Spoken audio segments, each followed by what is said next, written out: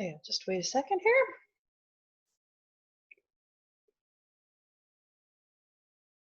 Get everyone joining. Just gonna get my videos keyed up here. Maybe somehow this will work this time.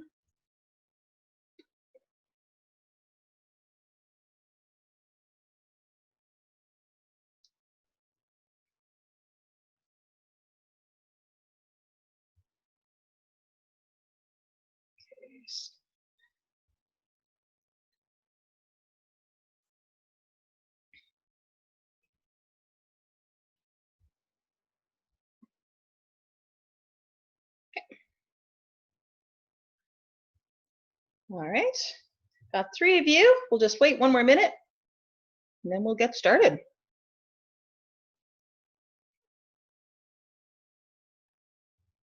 Look at our screen shared here.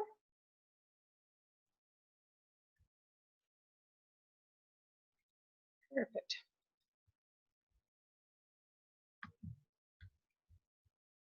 And just go where we ended up here. Proteins. I think this is about where we got, so this is where we're going to start this time around.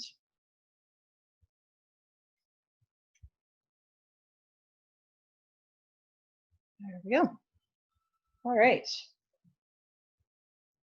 And it is 12:46, so we are starting. Okay. So last class we talked a little bit about what a calorie was, what our main nutrients are, how our body uses those nutrients, and then we talked about some of the demands, calorie demands of some of the different activities that we would do, what our resting metabolic state is, and how that and our level of physical activity indicates how many calories that we should be consuming every day. And again, not every calorie is created the same because we don't necessarily use every calorie in an item, or the calories that are in that item are used differently by our body, right? So some are more prone to having us gain weight than other ones, depending on how we digest it, etc.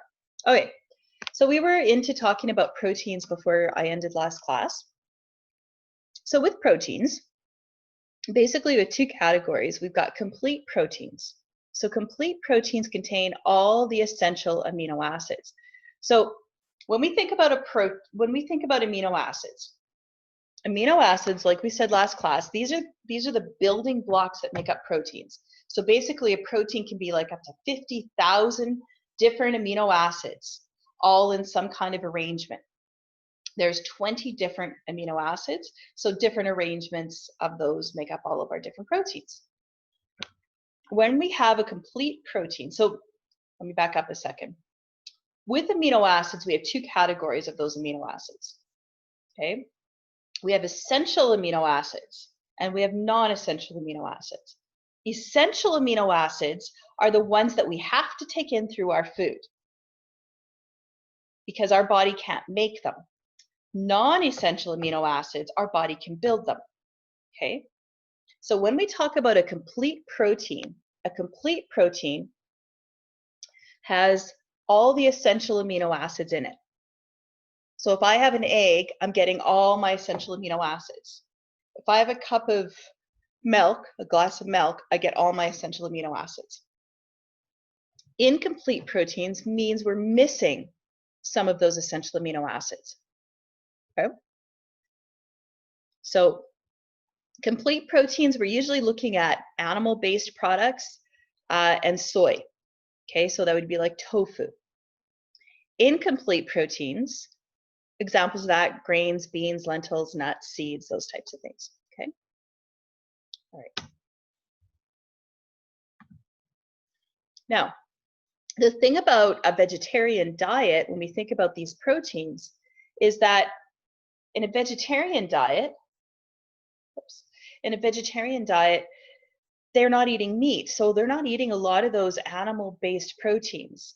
If they're vegan, they're not eating any of them. If they're vegetarian, they're still maybe eating eggs, right? Or dairy products. So the majority of proteins available to vegetarians are incomplete proteins.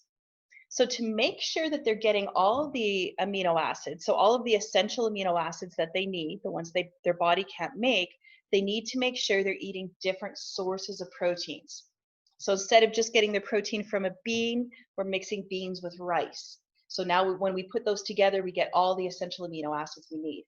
Instead of just getting it from your whole grain and your bread, you're mixing your bread with your nuts from your peanut butter. Okay. All right. So what this is just a category. So these are the essential amino acids. So these are the ones that we need to intake. We need to eat these ones. And these are non-essential because our body can make them. Okay, so you don't need to know which amino acids go into which list. That would be crazy to try to get you to memorize that. But you do need to know the difference between what it means to have an essential amino acid and what it means to have a non-essential amino acid. Okay. All right. So there's a chart in your notes. Now I've simulated this chart for your worksheet. So I shared a worksheet with you about 20 minutes before class. So that's your worksheet that's due on Friday. Classify the foods listed in the chart as complete, or incomplete sources of protein. So it really just depends on where it comes from. So you're going to be going back in your notes to look here. These are complete sources of protein. These are incomplete sources of protein. Okay. Now, we can take two incomplete proteins and we can put them together to make a complete protein. Okay. So what we want to think about is we think about our incomplete proteins as being these points on the triangle. Okay, so grains are beans and lentils. That's like our kidney beans, our black beans, red lentils, those types of things, and our nuts and seeds. These are all on different points. So if I'm worried that I'm not consuming complete protein, I'm going to take examples from each of these points. Okay. No new assignment on Classroom. I'll double check after this class is over, Keegan, and make sure that it's there. I might, you know what, I probably just shared it with my block 1s and not my block 3s. So I will fix that. Yeah. Thank you for letting me know. So if I want to make sure I have a complete, then I'm going to take a grain, like my bread, and maybe have it with peanut butter or some kind of nut butter. Or I'm going to take, like they have an example here, a meatless bean chili. So a chili that's just got kidney beans and brown beans and black beans or whatever your combination is, but have that with a bun. So now I'm taking my grains and I'm mixing it with my beans, right? So we can put these together and then make sure we're getting all the essential amino acids we need. So we want to kind of consider this chart where the corners are the grains, the beans, and the nuts and seeds. Okay? All right. So proteins. Proteins are not a very good source of energy. So remember, our body is built for carbs. Our body's built to use carbs as our source of energy. Proteins can be used, but first our body's going to use up whatever glucose is in our cells, and then whatever glucose is stored as glycogen. So it's going to use all the carbs up first. Then it's going to go to the fat and use that up first. Then when that's depleted, that's when it goes to the protein. Okay, so protein's not very efficient. Really what has to happen is our body, in order to use fat and protein, it's got to convert that into glucose so it can make ATP. So it's not a very efficient process. And really, we don't want our body using our protein stores, because our protein stores are our muscle, and we're thinking about sports nutrition. We're looking at ways to build up our muscle, right? Protein supplements. Typically, these aren't necessary because we can get all the protein that we need in our diet, right? So usually we'll just get the extra calories. That's what the benefit is, rather than from the actual protein itself. So we're going to look at how much protein we actually need in our diet. And if we go or surpass what we need, usually we just pee that out, right? Our body's not going to use more than what it needs. So just by deciding that you're going to have a protein shake twice a day doesn't mean all of a sudden you're going to have a bunch of muscle. We have to work to get muscle. Okay. So if we look at this, this is for an average, so 70 pound or 70 kilogram adult, so about 155 pound adult. doesn't really need much more than 84 grams of protein a day. Depends on your level of activity. This is all the protein that they need, because we have to remember protein's not just in meat, it's in our grains. So we got some protein from the grains, we got some protein from the milk, some from the peanut butter, the apple, lots from the smoked salmon, right? Lots from the hamburger, but we're getting proteins from sources that are not just meat, okay? So building muscle. So new protein doesn't form simply because we have more amino acids that we've supplemented or more protein that we've supplemented. We need to actually physically train. So when we think about this, if you're really, really active and looking to gain muscle mass and you're actively trying to do that, you're working out, you're doing cardio, consider about 1.5 to 1.8 grams of protein per kilogram of body weight, okay? So if you weigh 70 kilograms, okay, so 70 kilograms, about 155 pounds, if that's what you weigh, and we multiply that by 1.5 grams, right? So we're looking at about 105 grams of protein a day. That's it. That's really all your body is going to use, not much more than that. So if you take in more protein, it's going to go into your urine and you're just peeing it out, okay? All right, so we're going to watch a little video about building muscle mass. Whoops, I have to push that because I already shared it. Hold on.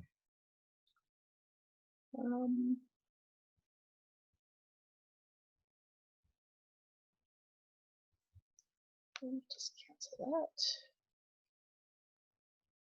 And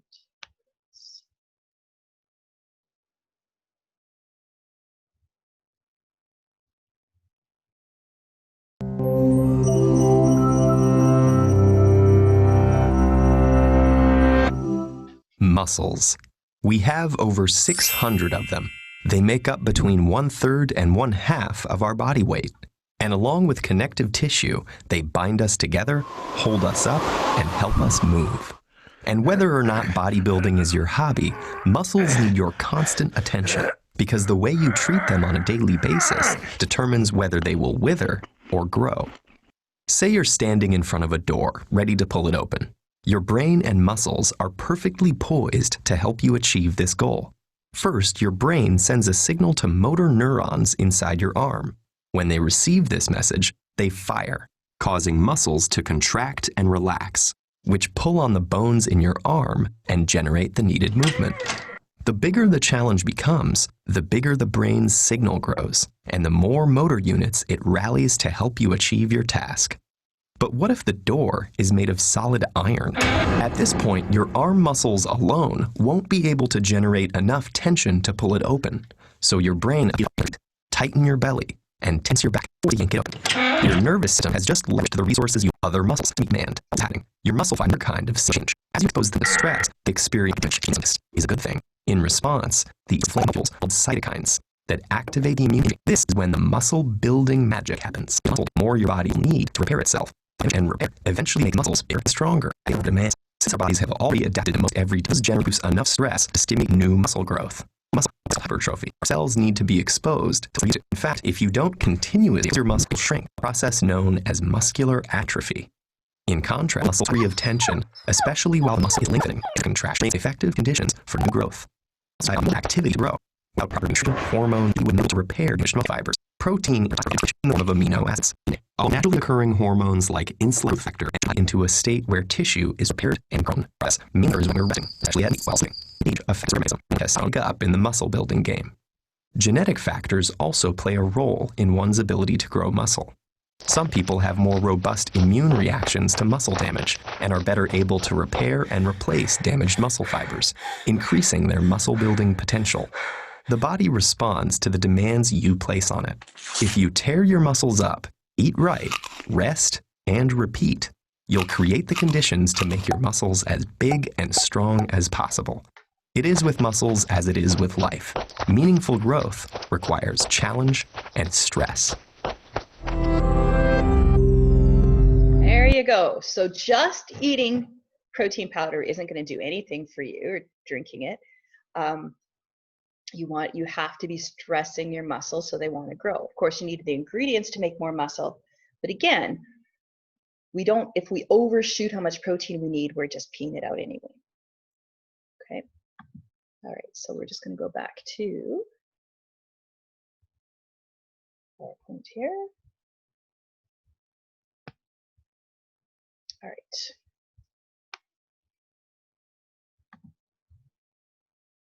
Okay, so how do we use our food? So we're going to talk a little bit about digestion. We're going to watch a video on digestion, and there's not a huge amount we need to know. But we need to understand, so what's in the program of studies is understanding the terms digestion, absorption, and metabolism. When we eat food, it's not energy right away. So the first thing that has to happen is we have to digest the food, which means our body has mechanisms in order to break it up from its big bits into its little bits. So if we think about the protein that we eat, protein is this big long chain of amino acids. Our body chops that up into separate amino acids, right?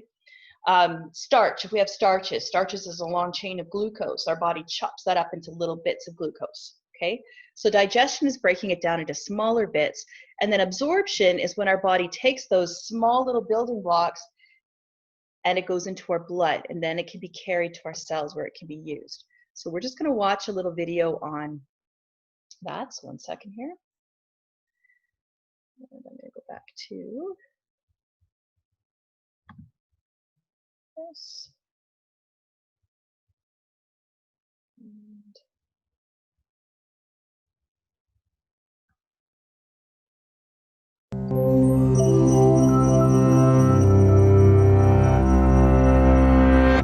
Across the whole planet, humans eat on average between 1 and 2.7 kilograms of food a day.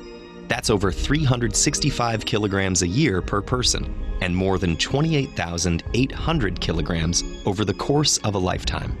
And every last scrap makes its way through the digestive system. Comprised of 10 organs, covering 9 meters, and containing over 20 specialized cell types, this is one of the most diverse and complicated systems in the human body. Its parts continuously work in unison to fulfill a singular task, transforming the raw materials of your food into the nutrients and energy that keep you alive. Spanning the entire length of your torso, the digestive system has 4 main components.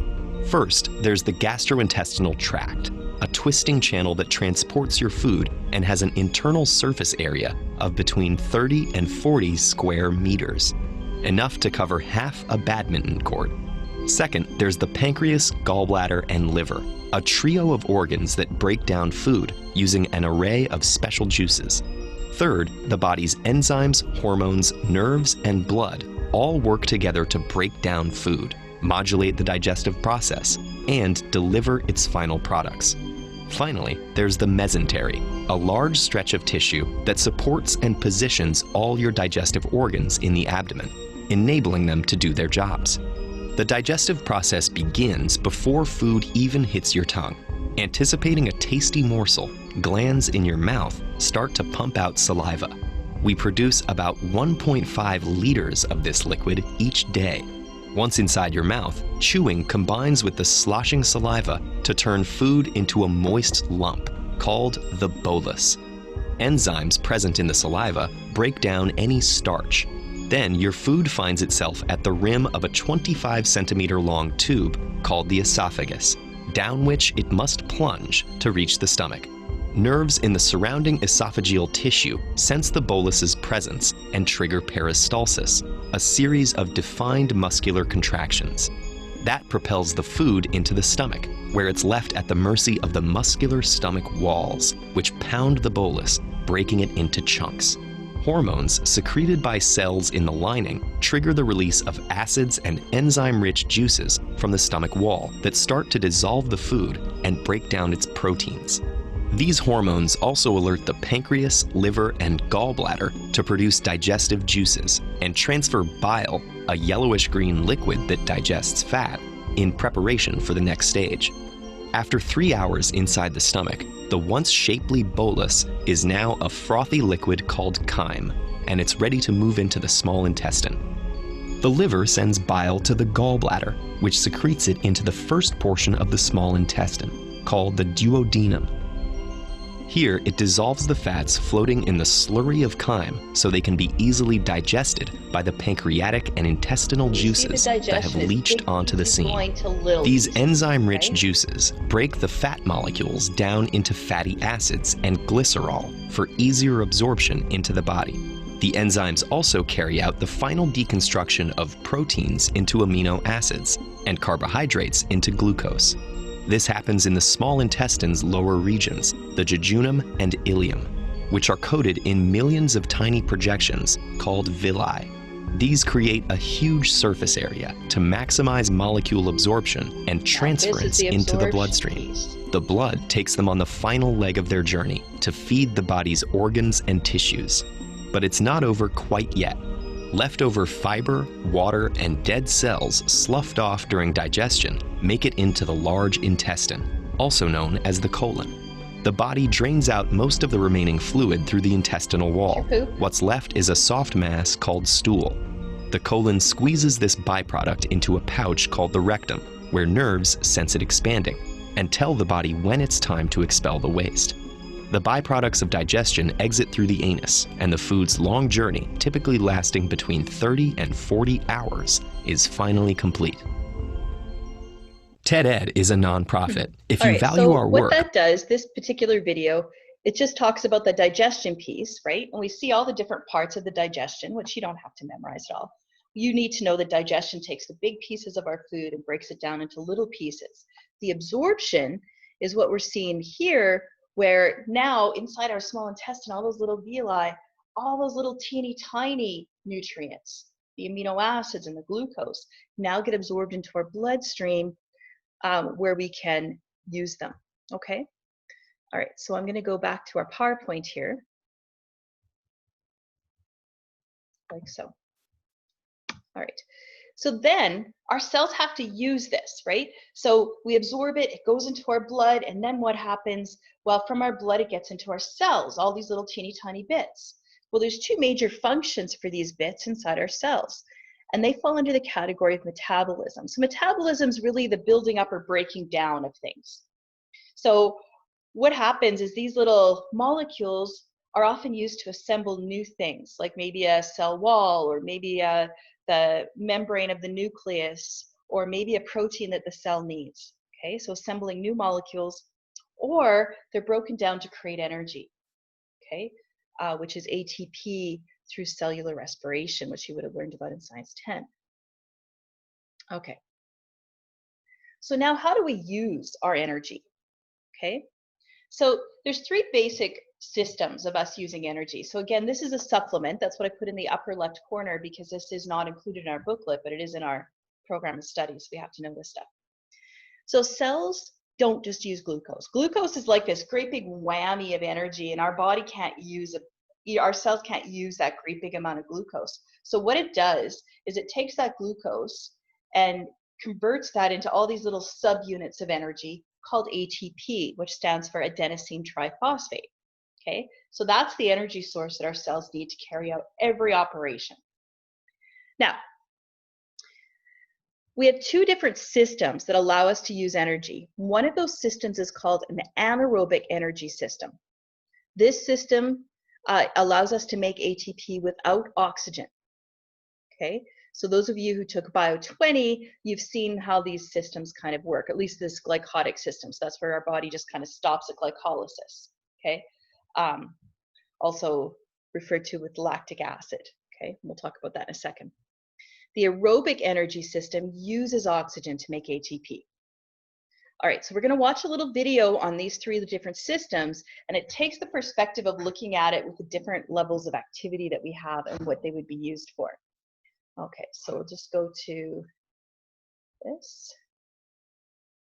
Share that.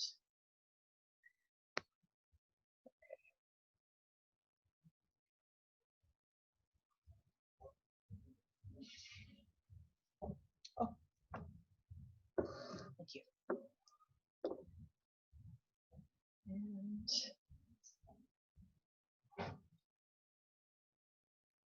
And energy is needed to produce physical movement, maintain body temperature, and keep up with all the metabolic activities in the body.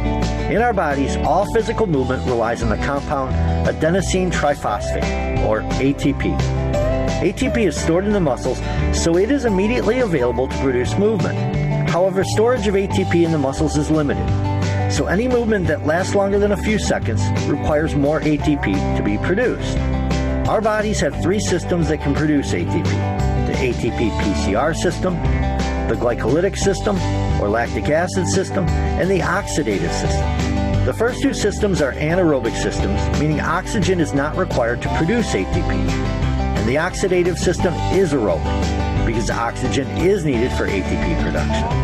The ATP-PCR system is based on movements lasting about 5 to 15 seconds, such as strength power movements like a golf swing, jumps, throwing, or racket serves. These type of quick burst movements can be done with ATP that is stored in the muscles. During short sustained power movements or any quick bursts such as a short sprint, ATP will provide the energy alone for the first few seconds, with a compound called creatine phosphate, or PCR, buffering the ATP for another few seconds. Like ATP. Okay, so this is talking about that first energy system, okay? So the PCR system. So a lot of it is the energy that's already stored, or the ATP that's already stored in our muscles. So this is quick bursts. So I relate this a little bit to basketball because I watch a lot of basketball, right? So that quick burst where you're running down the court, right? Quick burst of energy. Quick burst as you hit the baseball. Quick burst as you do a box jump, right? These are quick bursts of energy. They don't last very long. So therefore, they don't take a huge amount of ATP because our ATP stores get used up really, really fast, okay? So this is high intense, low duration, okay? The amount of PCR is limited, so this system can provide energy for movements up to about 15 seconds in total. This energy system produces ATP very quickly, but not over a long duration. Next, energy demands shift to the glycolytic system. This system relies on the rapid breakdown of carbohydrates. Glucose, which is one of the most basic forms of carbohydrates, is constantly circulating in the bloodstream, and glycogen is a stored form of glucose in the muscles and liver. This blood glucose, or glycogen, is broken down to create ATP through a process called glycolysis. During this energy supply process, a substance called lactate is formed and hydrogen ions are released.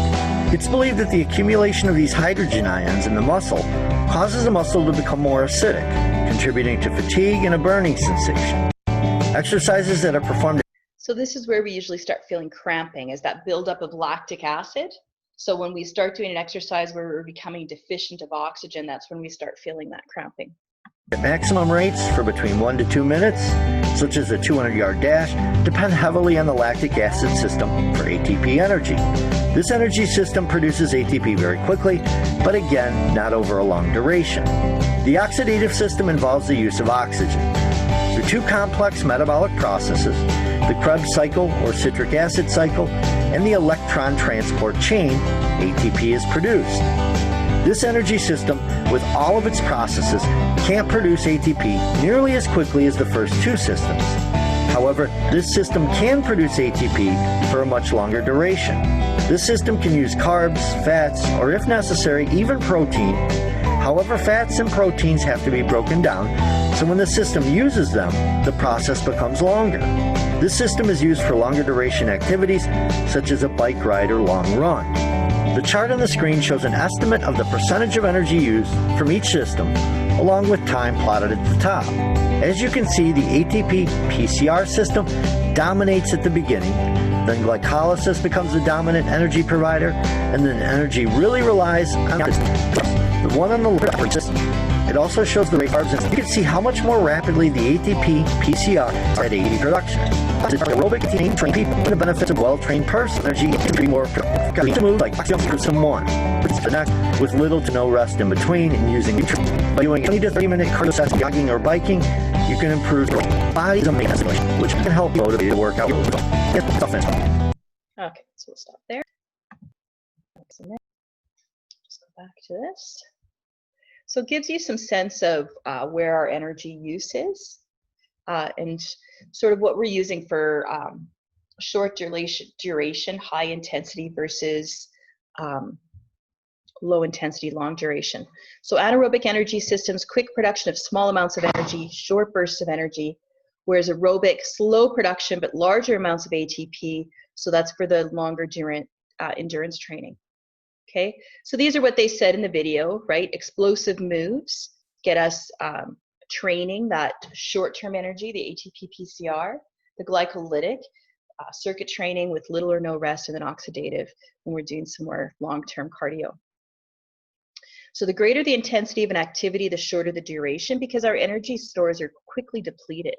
Longer duration would have less intensity because our energy stores are slowly replenished, okay?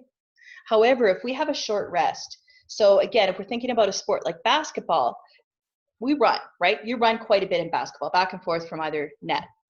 But as soon as you take a short rest, that replenishes that ATP very, very quickly, and then you can do a short burst, right? So the running is like a short burst, okay, blocking. So now you're replenishing that energy for another short burst, right? Because you're not necessarily running constantly. So it's a different kind of energy source that needs to be trained for in a different way.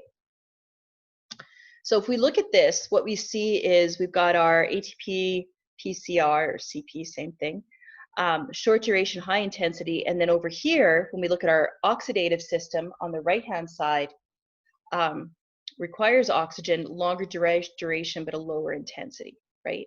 And this is why you can't go the same speed you do for a 100-meter dash for 4,000 meters, right? We don't have that same energy to maintain that level, but we can have, we can improve our endurance by practicing that, okay?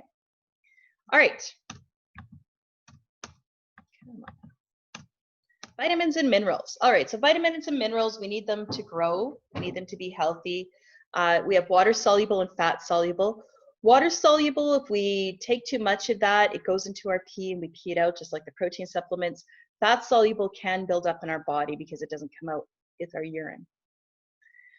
Really the advice is to avoid taking any supplements unless your doctor tells you you need to, because some people have, their bodies just don't work to absorb a certain nutrient. But really on your own, you should be able to meet all your nutritional requirements from the foods you take in. For your vitamins, eating lots of different varieties of fruits and vegetables, different colors of fruits and vegetables, okay? So you shouldn't need supplements, and they're not food replacements. It's not like, okay, well, I'm just gonna eat really crappy, so therefore I'll just have these vitamins, okay? Our body tends to absorb from vitamins a little bit better as well. So the vitamins we need to know are calcium, or the minerals rather, calcium, iron, and zinc. So calcium, major component of our bones and our teeth. So it's needed for muscle contraction and blood clotting. It also plays a really big role in our nervous system and how our nervous system operates. Insufficient calcium intake can sometimes happen with people in appearance-based sports, so that would be like your bodybuilding sports, okay? If you don't have enough calcium in your diet, what happens is we have this mechanism that controls how much calcium's in our blood. And if our amount of calcium in our blood goes down, this mechanism releases calcium from our bone to increase the concentration in our blood. Well, if this happens on a regular basis, that our bone becomes less dense, it starts to become more porous, and we are more risk of fracture. So this can lead to a condition called osteoporosis. So we're just going to watch just a quick little video here on calcium. Oops.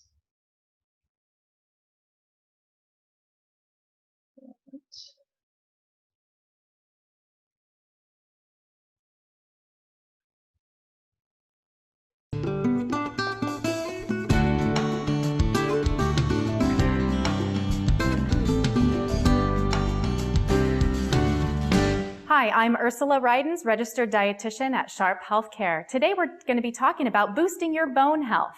Bones play an important role in our health by anchoring our muscles, storing calcium, and protecting our organs. Adults need about 1,000 to 1,200 milligrams of calcium per day.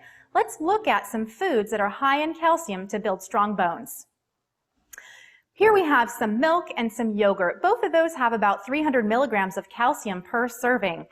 Cheese also is a great source of calcium with about 150 milligrams. There are also some fortified products like fortified cereal, fortified breads, and fortified orange juice. And those are great ways to get calcium in your diet Fortified as just well. simply means calcium's being Some added vegetables to that it. are high in calcium like kale and broccoli, and some toppings like almonds and sesame seeds. So now that you know all about the foods that are packed with calcium, it's also important to know foods that are high in vitamin D can help you to absorb calcium into your bones. Those include milk that's fortified with vitamin D as well as fatty fish. Now, some foods can actually deplete calcium from your bones, like diets that are too high in protein or too high in sodium, as well as drinking too much caffeine or dark-colored sodas with phosphoric acid. So by following these easy tips, you're sure to build strong, healthy bones. Okay. Back to this. All right. Okay, so one serving of milk or alternatives gives us 100 to 35 milligrams of calcium. So for your age group, you're looking at about 1,300 milligrams of calcium, and you can see those on the nutritional label, how much calcium is in a product. Okay.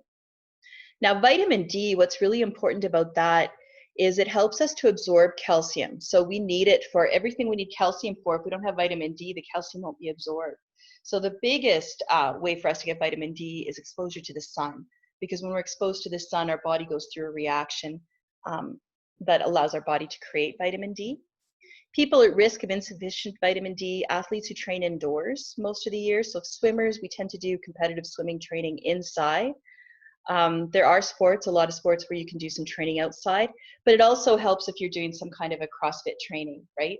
So if you're a swimmer, maybe you do a jog or a walk every day, and that helps you with your exposure to the sun. All right. Food sources of vitamin D, milk, because it's fortified. If you look at it, it says vitamin D added. Yogurts, juices can have it, and then fatty fish, which is like our salmon, our mackerel, our herring, those types of things.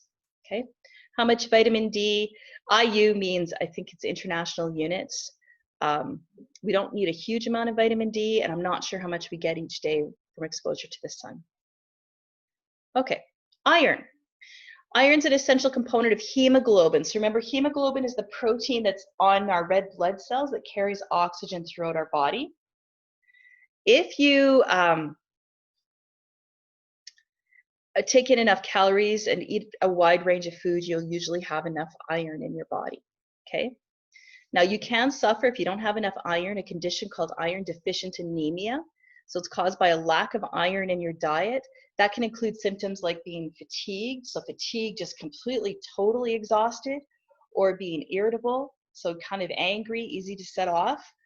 Highest risk for iron deficient anemia is teenage girls, vegetarians, because often the food sources that we get iron in have a lesser amount of iron rather than the meat. And pregnant women tend to be at risk of iron deficiency. My mom was, when she was pregnant with both myself and my brother, and she actually had to take iron injections to maintain her level because she was suffering from anemia. So when combined with menstruation and exercise, high intense, long duration exercise, there can be at risk of becoming deficient. Menstruation, if a woman has a really heavy flow for her period, that can actually lead to iron deficiency because of the iron that's being lost on the red blood cells. Iron deficiency anemia, it fatigues us because our body doesn't get the oxygen it needs to make the ATP, which is our energy source. How can we increase the iron in our diet? Well, we have lots of options with meat. So eating meat, but there's plants as well. So iron fortified cereal. So you would look at the ingredients of the cereal to see if iron's been added. Dark green leafy vegetables, spinach, kale, broccoli. Those are things that all have iron in them as well. Okay. Now, to increase our absorption of iron, you should have vitamin C rich foods. So having an orange, tomatoes, strawberries, a little bit of orange juice, green peppers, red peppers, all of those things have vitamin C in them. So those can help with your iron absorption, okay? Supplements. Iron's not the kind of thing you just want to go to the drugstore and just pick up iron. We can really overdo it with iron as well, and that can make us sick, right? So you feel nauseous, tired, your heart starts to palpitate a little bit, you get dizzy. So you don't want to overload your iron. So the best thing to do is your doctor can actually test your blood to see if you're suffering from anemia, and then we'll suggest supplements for you. So it's best not to do the supplements all on your own. Okay, this is a little video on iron. I will recommend that you guys watch this, but we are getting close to the end here, and I want to just talk quickly about zinc. All right, so zinc is required for maintaining our immune response, for producing energy, for developing our skeleton and our brain, growth, reproduction, repair of tissue. So zinc is important for us. Now, we don't need huge amounts of zinc, but we do need to make sure that we have zinc, particularly, again, for being active. Zinc is lost through increased sweating, so we need to replenish the zinc that's lost. Muscle breakdown increases zinc loss, so if we're building up and then breaking down muscle, we might lose more zinc through our urine, okay? If you're not eating enough meat, you might have less zinc. So sources of zinc, different kinds of seafood here. We have some meats here, and then if we look at legumes, so that's our peas, our beans, our lentils, and they don't have to be dried. They can come out of a can. Can is just as nutritious. Nuts and seeds, and then we have some greens that will also provide zinc. For adults, about 10 milligrams of zinc every day. You don't want to overdo it on the zinc. And I'm looking at the time, and I think, well, we don't really have time. I would strongly recommend, before we end today, watching this little video on iron. So I will sign off right away. A couple of things. So the second worksheet, I will share that with you guys. I must have just shared it with Block 1. I'll share that with you right after we're done class here. So you can get started on that. That'll be due Friday. The other one was due today at noon, so if it's not done, get it done. And don't forget that we do not have class on Friday. We have class tomorrow instead. So Thursday, tomorrow, we're having class. Please don't forget that. That'll go in my update as well. All right, any questions for me? Okay, you guys have yourselves a wonderful day, and we will talk to you tomorrow for our class. Take care.